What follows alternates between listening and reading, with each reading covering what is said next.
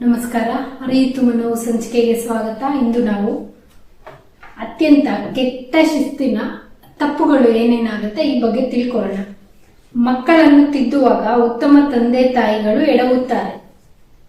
ಇಲ್ಲಿ ಕೇಡನ್ನುಂಟು ಮಾಡುವ ಅಪಾಯಕರವಾದುದು ಯಾವುದು ಮತ್ತು ಅದನ್ನು ಹೇಗೆ ತಡೆಯಬಹುದು ಈ ಬಗ್ಗೆ ತಿಳ್ಕೊಳ್ಳೋಣ. ಒಳ್ಳೆ ಪೇರೆಂಟಿಂಗ್ ಮಾಡ್ತಾ ಇರೋರು ಸಹ ಕೆಲವು ಸರಿ ತುಂಬಾ ಎಕ್ಸ್ಟ್ರೀಮ್ ಡಿಸಿಪ್ಲಿನ್ ಅಂತ ಹೋದಾಗ ಏನೆಲ್ಲ ಚಾಲೆಂಜಸ್ ಫೇಸ್ ಮಾಡಬಹುದು ನೋಡೋಣ. ಮಕ್ಕಳನ್ನು ವಯಸ್ಕರಂತೆ ಕಾಣುವುದು. ಮಕ್ಕಳು ಏನಾದ್ರೂ ತಪ್ಪು ಮಾಡಿದಾಗ ಅವ್ರನ್ನ ನಮ್ಮ ದೊಡ್ಡವರಂತೆ ನಾವ್ ಎಕ್ಸ್ಪೆಕ್ಟ್ ಮಾಡೋದು. ನಾವ್ ಹೆಂಗೆ ಮೆಚೂರ್ಡ್ ಆಗಿ ಯೋಚನೆ ಮಾಡ್ತೀವಿ, ಒಂದು ಸಮಸ್ಯೆ ಅಂತ ಬಂದಾಗ ಪ್ರೋಸ್ ಕಾನ್ಸ್ ಅನಲೈಸ್ ಮಾಡಿ ಡಿಸೈಡ್ ಮಾಡ್ತೀವಿ. ಮಕ್ಕಳು ಎಮೋಷನಲಿ ಇನ್ನ ಅಷ್ಟು ಸ್ಟ್ರಾಂಗ್ ಆಗಿರಲ್ಲ. ಆ ಕೋಶಂಟು ಡೆವಲಪ್ಮೆಂಟ್ ಸ್ಟೇಜ್ ಎಲ್ಲ ಇರುತ್ತೆ. ಈಗ IQ, EQ, AQ, CQ development process ಎಲ್ಲ ಇರ್ತವೆ. ನಾವು ಏಕಾಏಕಿ ನಾವು ಬಿಹೇವ್ ಮಾಡೋ ರೀತಿ ನಮ್ಮ ಮಕ್ಕಳು ಹಂಗೆ ಬಿಹೇವ್ ಮಾಡಲಿ ಅಂತ ಎಕ್ಸ್ಪೆಕ್ಟ್ ಮಾಡಿದ್ರೆ ಸಾಧ್ಯ ಆಗತ್ತಾ? ನಮ್ಮ ತಾಳ್ಮೆಯನ್ನು ಕಳೆದುಕೊಳ್ಳುವುದು. ಏನೋ ಮಕ್ಕಳು ಜಗಳ ಆಡ್ತಾ ಇರ್ತಾರೆ, ಅಲ್ಲಿ ನಾವು ಬಿಡಿಸ್ತೀರಾ, ದೊಡ್ಡವರಾಗಿ ಬಿಹೇವ್ ಮಾಡಿ ಜಗಳ ಆಡ್ತಾರೆ ಯಾರಾದ್ರೂ, ಮೆಚೂರ್ಡ್ ಆಗಿ ನಮ್ಮ ವಯಸ್ಕ ಮೆಚುರಿಟಿನ ಮಕ್ಕಳಲ್ಲಿ ಎಕ್ಸ್ಪೆಕ್ಟ್ ಮಾಡೋದು. ಇದೊಂದು ರೀತಿ ಮಿನಿಯೇಚರ್ ಅಡಲ್ಟ್ ಬಿಹೇವಿಯರ್ ಅಂತ ಹೇಳ್ತೀವಿ. ಕೆಲವು ಮಕ್ಕಳು ಆ ರೀತಿ ಆಡೋ ಮಕ್ಕಳನ್ನು ನಾವು ನೋಡಿದ್ದೀವಿ.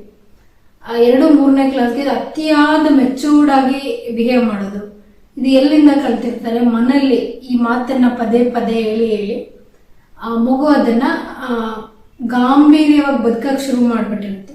ಈ ಪ್ರೋಸೆಸ್ ಅಲ್ಲಿ ನಾವು ಮಗುನ ಆ ಇನ್ನೋಸೆನ್ಸ್ ಕಿತ್ಕೊಬಿಟ್ಟಿರ್ತೀವಿ. ಮಕ್ಕಳನ್ನು ಒಂದೇ ರೀತಿ ಭಾವಿಸುವುದು. ಸೊ ನಮ್ಮ 5 ಬೆರಳೆ ಸೇಮ್ ಇಲ್ಲ, ಉದ್ದ ಆಕಾರ ಡಿಫ್ರೆಂಟ್ ಇದೆ ಅಲ್ವಾ? ಆದ್ರೆ ನಮ್ಮ ಒಂದೇ ಬಳ್ಳಿಯ ಹಣ್ಣುಗಳು ಡಿಫ್ರೆಂಟ್ ಇರುತ್ತೆ, ಎಲೆಗಳು ಡಿಫ್ರೆಂಟ್ ಇರುತ್ತೆ ಅಂತ ನಮ್ಗೆ ಗೊತ್ತಿದೆ. ಆದ್ರೆ ನಮ್ದೇ ಮಕ್ಕಳು ಎಲ್ಲ ಇಬ್ರು ಒಂದೇ ತರ ಇರಬೇಕು, ಇರೋ 3 ಮಕ್ಕಳು ಒಂದೇ ರೀತಿ ಇರಬೇಕು, ಸಾಧ್ಯ ಇದೆಯಾ? ಆ ಇಂಡಿವಿಜುವಲ್ ಡಿಫ್ರೆನ್ಸಸ್ ಇರೋದ್ರಿಂದನೇ ನಮ್ಗೆ ಐಡೆಂಟಿಟಿ, ಅವ್ರದೇ ಆದ ಯುನೀಕ್ನೆಸ್ ಡೆವಲಪ್ ಮಾಡ್ಕೊಳ್ಳೋಕೆ ಸುಲಭ ಆಗ್ತಾ ಇದೆ. ಆದ್ರೆ ನಾವು ನಿಮ್ಮ ಅಣ್ಣ ಹಂಗ್ ಬಿಹೇವ್ ಮಾಡ್ತಲ್ಲ, ನೀನು ಹಿಂಗೆ ಇರು, ನಿಮ್ ತಮ್ಮ ಹಂಗಿಲ್ವಾ, ನೀನು ಹಿಂಗೆ ಇರು, ಇದು ಸಾಧ್ಯ ಇದೆಯಾ? ಅಗೇನ್ ಇಲ್ಲಿ ಕಂಪ್ಯಾರಿಸನ್ ಒಳಗ್ ತರ್ತಾ ಇದೆ. ಬೇರೆಯವ್ರ ಎದುರಿಗೆ ಇಮ್ಯುಲೇಟ್ ಮಾಡೋದು. ಈಗ ಯಂಗ್ ಎಂಟರ್ಪ್ರೆನರ್ ಕಾನ್ಕ್ಲೇವ್ ನಾವು ಮಾಡಿದ್ವಿ ನಮ್ಮ ಕ್ಯಾಂಪ್ ಅಲ್ಲಿ. ಒಂದು ಮಗುಗೆ ಅವ್ರ ಅಮ್ಮ ಹೇಳ್ತಾ ಇದ್ರು, ನೈಟ್ ಎಲ್ಲ ಅಷ್ಟೊಂದೆಲ್ಲ ಪ್ರಾಕ್ಟೀಸ್ ಮಾಡಿದ್ಯಾ, ಪರ್ಫಾರ್ಮೆನ್ಸ್ ಮಾಡಕ್ ಬಂದಾಗ ಏನಾಯ್ತು ನಿಮ್ಗೆ? ಆ ಮಗುಗೆ ಅದೊಂಚೂರು ಬೇಜಾರಾಯ್ತು. ಸೊ ತಕ್ಷಣ ನಾವು ಅಲ್ಲಿ ಕರೆಕ್ಟ್ ಮಾಡಕ್ ಹೋಗ್ಲಿಲ್ಲ, ಪೇರೆಂಟ್ಸ್ ನ ಇಂಡಿವಿಜುವಲ್ ಆಗಿ ಮಾತಾಡಿಸ್ತೀವಲ್ಲ ಅವಾಗ ಹೇಳಿದ್ವಿ, ನಿಮ್ಮ ಕನ್ಸನ್ನು ಕೇರು ಅಪ್ರಿಶಿಯೇಟ್ ಮಾಡ್ತೀವಿ. ಆದ್ರೆ ಆ ಮಗುಗೆ ಅವ್ರ ಫ್ರೆಂಡ್ಸ್ ಜೊತೆ ಇದ್ದಾಗ, ಬೇರೆ ಪೇರೆಂಟ್ಸು ಬೇರೆ ವಿಸಿಟರ್ಸು ಇದ್ದಾಗ, ಹೊರಗಡೆಯಿಂದ ಬಂದಿರೋ ಜನರ ಮುಂದೆ ಪ್ಲಸ್ ಟೀಚರ್ಸು ಅಲ್ಲಿ ಇದ್ದೀವಿ, ಮೆಂಟರ್ಸ್ ಇದ್ದೀವಿ, ಆ ಸಮಯದಲ್ಲಿ ನೀವು ನಿಮ್ಮ ಮಗುನ ಕಂಪೇರ್ ಮಾಡಿ ಮಾತಾಡಿದ್ರೆ ಅಥವಾ ಬೈದ್ರೆ ಆ ಮಗು ಸೆಲ್ಫ್ ಎಸ್ಟೀಮ್ ಏನಾಗಬಹುದು ಯೋಚನೆ ಮಾಡಿ. ನೀವು ಅದೇ ಜಾಗದಲ್ಲಿ ಇದ್ರೆ ನೀವು ಅದನ್ನ ಹೇಗೆ ರಿಸೀವ್ ಮಾಡ್ತಾ ಇದ್ರಿ? ಸೊ ಈ ರಿಫ್ಲೆಕ್ಟ್ ನೀವು ಮಾಡಿಕೊಂಡ್ರೆ ನೆಕ್ಸ್ಟ್ ಟೈಮ್ ಅದನ್ನ ರಿಪೀಟ್ ಮಾಡಲ್ಲ. ನನಗೆ ಹರ್ಟ್ ಆಗುತ್ತೆ ಅಂದ್ರೆ ನಮ್ಮ ಮಗುಗೂ ಹರ್ಟ್ ಆಗತ್ತೆ. ಮತ್ತೆ ಮಗುವಲ್ಲಿ ಇಲ್ಲದೆ ಇರೋ ಗುಣಗಳ ಬಗ್ಗೆ ಅಪೇಕ್ಷೆ ಪಡೋದು.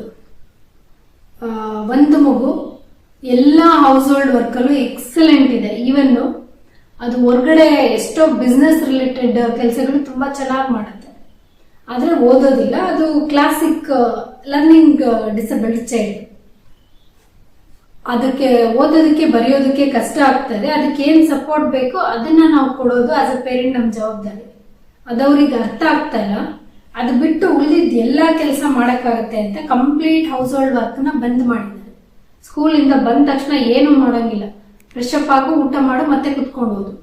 ಸ್ಕೂಲಿಗೆ ಹೋಗಕ್ ಮುಂಚೆ ಏನು ಕೆಲಸ ಮಾಡಬಾರ್ದು, ಎದ್ದು ಸ್ನಾನ ಮಾಡು, ತಿನ್ನು, ಸ್ಕೂಲ್ ವ್ಯಾನ್ಗೂ ರೆಡಿಯಾಗಿ ಹೋಗು, ಹಿಂಗ್ ಮಾಡ್ಬಿಟ್ಟಿದ್ದಾರೆ. ಸೊ ಈ ಪ್ರೋಸೆಸ್ ಅಲ್ಲಿ ಮಗು ಅತ್ಯುತ್ಕೃಷ್ಟವಾಗಿ ಪರ್ಫಾರ್ಮ್ ಮಾಡೋದನ್ನ ನಾವು ಕಿತ್ಕೊಬಿಡ್ತೀವಿ. ಅದ್ರ ಕೈಲಿ ಆಗದೆ ಇರೋದನ್ನ ನಾವು ಪರ್ಫಾರ್ಮ್ ಮಾಡಕ್ ಹೇಳ್ತಾ ಇದೀವಿ. ಆ ಮಗು ಕಂಡೀಷನ್ ಒಂದ್ ರೀತಿ ಪ್ರೆಷರ್ ಕುಕ್ಕಲ್ಲಿ ಬಾಯ್ಲ್ಡ್ ಆದಂಗೆ ಇರುತ್ತೆ. ಅದಕ್ಕೆ ಬೇಕಾಗಿರೋದು ನಾವು ಕೊಡ್ತಾ ಇಲ್ಲ, ಅದಕ್ಕೆ ಆಗದೆ ಇರೋದನ್ನ ನಾವು ಎಕ್ಸ್ಪೆಕ್ಟ್ ಮಾಡ್ತಾ ಇದ್ವಿ. ಆ ಪ್ರೆಷರ್ನ ಮಗು ಎಷ್ಟು ತಡ್ಕೊಳಕ್ಕಾಗುತ್ತೆ. ಅದರಲ್ಲಿ ಈ ತಿಕ್ಕಾಟದಲ್ಲಿ ಆ ಮಗು ಕೋಪನ ಡೆವಲಪ್ ಮಾಡ್ಕೊಂಡಿದೆ. ತುಂಬಾ ಎಕ್ಸ್ಟ್ರೀಮ್ ಲೆವೆಲ್ ಕೋಪ, ಯಾವ ಪೀಕ್ಗೆ ಹೋಗ್ತಾ ಇತ್ತು ಕೆಲವು ಸರಿ ಅಂದ್ರೆ ಅದನ್ನ ದೊಡ್ಡ ಬಿಹೇವಿಯರ್ ಇಶ್ಯೂಸ್ ಆಗಿ ಆಮೇಲೆ ಕಾಣಕ್ ಶುರು ಆಯ್ತು. ನಾವೊಂದು ಆಕ್ಟಿವಿಟೀಸ್ ಮಾಡ್ಬೇಕಾದ್ರೆ ಕಸ್ಟಮೈಸ್ಡ್ ಇರೋದ್ರಿಂದ ಯಾವ ಮಗುಗೆ ಏನ್ ಕೊಡ್ಬೇಕಾಗತ್ತೆ, ಅದ್ರ ನೀಡ್ ಏನು, ಇದ್ರ ಮೇಲೆ ವರ್ಕ್ ಮಾಡೋದ್ರಿಂದ ಅದ್ರ ಕೋಪನ ಬರ್ನ್ ಔಟ್ ಮಾಡಕ್ಕೆ, ಆ ಕೋಪನ ಅದ್ರ ಕಂಟ್ರೋಲ್ಗೆ ತಗೊಳ್ಳೋದಕ್ಕೆ ಏನ್ ಮಾಡ್ಬೋದು, ಆ ಸೆಲ್ಫ್ ರಿಫ್ಲೆಕ್ಷನ್ ಅಲ್ಲಿ ಮಗುಗೆ ಅರ್ಥ ಮಾಡಿಸ್ತಾ ಬಂದಾಗ ಅದಕ್ಕೆ ರಿಯಲೈಸ್ ಆಯ್ತು, ಕೋಪ ನನ್ನ ಹೆಲ್ತ್ ಮೇಲೆ ಇಂಪ್ಯಾಕ್ಟ್ ಮಾಡ್ತಾ ಇದೆ, ಅದು ನನಗೆ ಡ್ಯಾಮೇಜ್ ಮಾಡ್ತಾ ಇದೆ.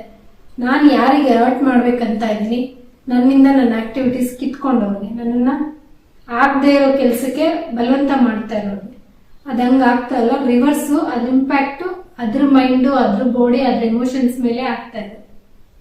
ಇದು ಅದಕ್ಕೆ ರಿಯಲೈಸ್ ಮಾಡಿ ಕೊಟ್ಟಾಗ ಅದ್ರ ಕೋಪ ಮೇಲೆ ಆ ಮಗು ವರ್ಕ್ ಮಾಡಕ್ಕೆ ರೆಡಿ ಆಯ್ತು. ಸೊ ಈ ರೆಡಿ ಮೈಂಡ್ ಸೆಟ್ ಮಾಡಿ ಕೊಟ್ಟಿದೀವಲ್ಲ, we are happy about it. Thank you.